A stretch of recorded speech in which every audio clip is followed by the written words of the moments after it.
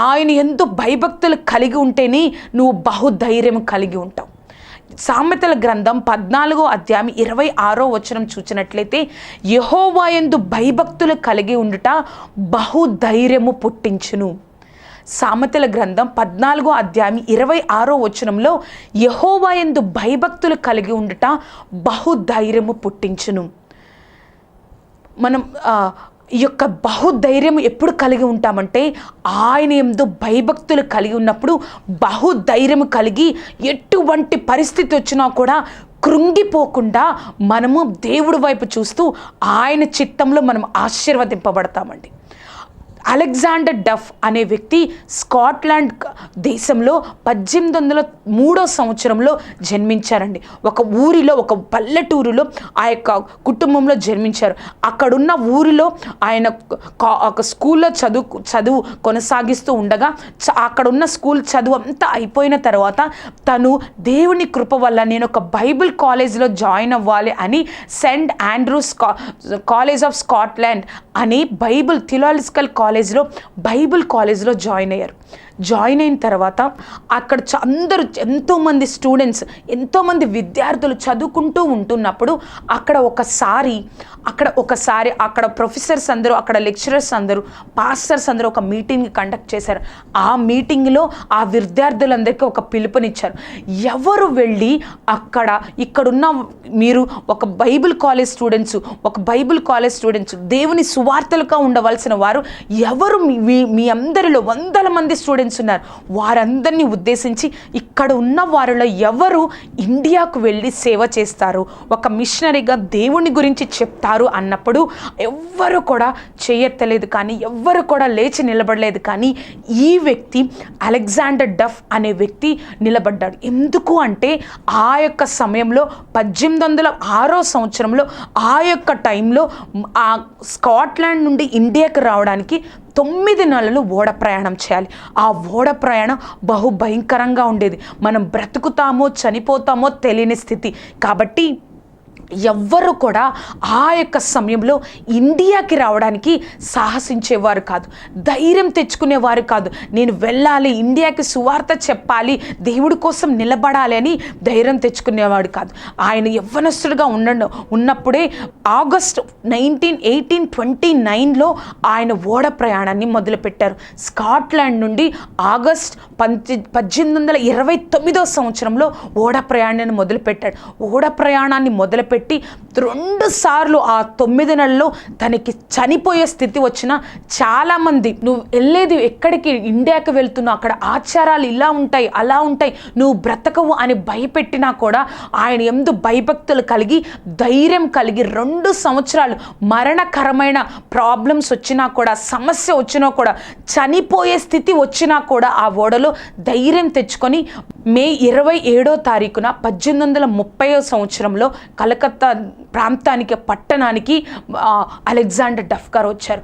మన ఇండియాకి వచ్చిన మొట్టమొదటి మిషనరీ అండి. ఆయన వచ్చిన వెంటనే ఇక్కడ ఆచారాలు అటెండ్ని చూసి, ప్రభువా నేను ఎలా సువార్త ప్రకటించాలి ప్రభువా, నేను ఎలా నీ యొక్క గొప్పతనాన్ని ఇక్కడ ప్రజలకు చెప్పాలి ప్రభువా అని ప్రార్థన చేస్తూ దేవుణ్ణి అడిగినప్పుడు దేవుడు చెప్పిన మాట, నువ్వు అక్కడున్న స్కూల్స్ దగ్గరకు వెళ్ళి చిన్న పిల్లల దగ్గరకు వెళ్ళు అని చెప్పినప్పుడు అక్కడున్న స్కూల్స్ని ఆయన దర్శించినప్పుడు అక్కడున్న చిన్న పిల్లలు అక్కడున్న స్కూల్స్ దగ్గరకు వెళ్ళినప్పుడు ఆయనకు ఆశ్చర్యం వేసింది. ఎందుకు అంటే ఏంటి ఈ యొక్క విద్యా విధానం, ఈ యొక్క ఎడ్యుకేషనల్ సిస్టమ్ ఇలా ఉంది ఏంటి అని అనుకొని తను వెంటనే ప్రభువా నేను ఏం చేయాలి అని చెప్పినప్పుడు, ముందుగా నువ్వు ఎడ్యుకేషనల్ సిస్టమ్ని మార్చు అని దేవుడు ప్రణాళిక ద్వారా మొట్టమొదటిసారిగా మన ఇండియాలో ఇంగ్లీష్ మీడియంను పరిచయం చేసిన వారు అలెగ్జాండర్ డఫ్ అండి. ఆయన నేను ఇంగ్లీష్ మీడియాన్ని కొనసాగిస్తాను, నేను ఇంగ్లీష్లో వీళ్ళందరికీ చిన్నపిల్లలకి పాఠాలు చెప్తాను, నేను చదువు చెప్తాను అని చెప్పినప్పుడు వెంటనే అక్కడ ఉన్న వాళ్ళు కొంతమంది సహకారంతో ఒక అద్దెకు తీసుకొని ఇంటిలో చిన్నపిల్లలకి ఇంగ్లీష్ మీడియంలో బోధన సాగిస్తూ ఉండేవారు. కొన్ని రోజులు అలా సాగిస్తూ ఉండగా ఆయన 1830 సంవత్సరంలో వచ్చి ఉన్నారు. చిన్నప్పటి నుంచి స్కాట్లాండ్లో పెరిగిన వాతావరణం 1834 సంవత్సరాలు 4 సంవత్సరాల తర్వాత తనకి అనారోగ్య పరిస్థితి ఏర్పడింది. ఆయన అనుకున్నాడు, నేను ఈ ఇండియాలో సేవ చేయాలి, కానీ ఇక్కడే ఉంటే నేను ఈ అనారోగ్యంతో చనిపోతానేమో, కాబట్టి నేను స్కాట్లాండ్ వెళ్ళిపోయి అక్కడ వైద్యాన్ని తీసుకొని మరలా వచ్చి చేస్తానని అక్కడున్న కొంతమందికి ఆ స్కూల్ని అప్పగించి తను తిరిగి 4 సంవత్సరాల తర్వాత 1834 సంవత్సరంలో స్కాట్లాండ్ దేశానికి వెళ్ళిపోయాడు.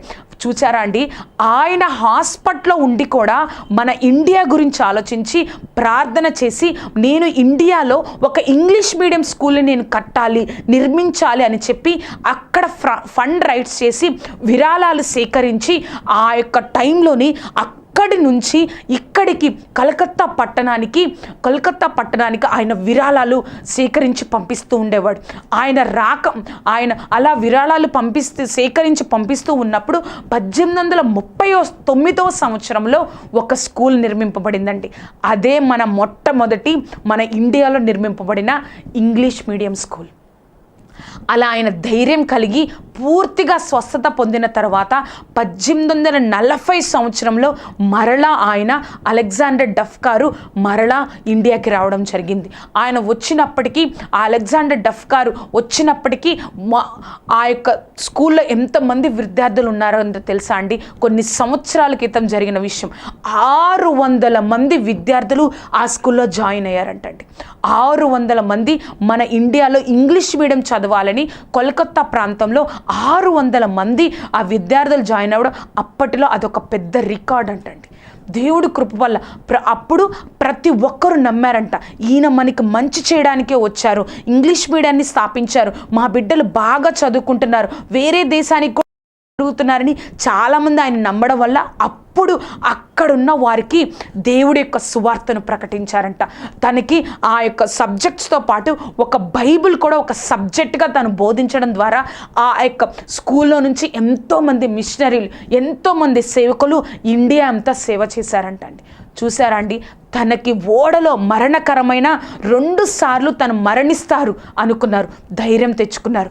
మరలా ఇండియాకు వచ్చిన 4 సంవత్సరాల తర్వాత తనకి అనారోగ్య సమస్యలు వచ్చినాయి, కానీ మళ్ళీ వెళ్ళిపోయి అక్కడ ఖాళీగా ఉండలేదు. కానీ దేవుని యందు భయభక్తులు కలిగి బహుధైర్యం కలిగి అక్కడి నుంచి ఆ యొక్క స్కాట్లాండ్ హాస్పిటల్లో నుంచి అక్కడి నుంచి విరాళాలు సేకరించి మన ఇండియాకి పంపించి మన కోసము ఆ యొక్క స్కూల్ని కట్టించి, ఇప్పుడు యూనివర్సిటీ ఆఫ్ కలకత్తా అంటే ఆయన కట్టించిన ఆ స్కూలే ఇప్పుడు ఒక పెద్ద యూనివర్సిటీ అయిపోయిందండి.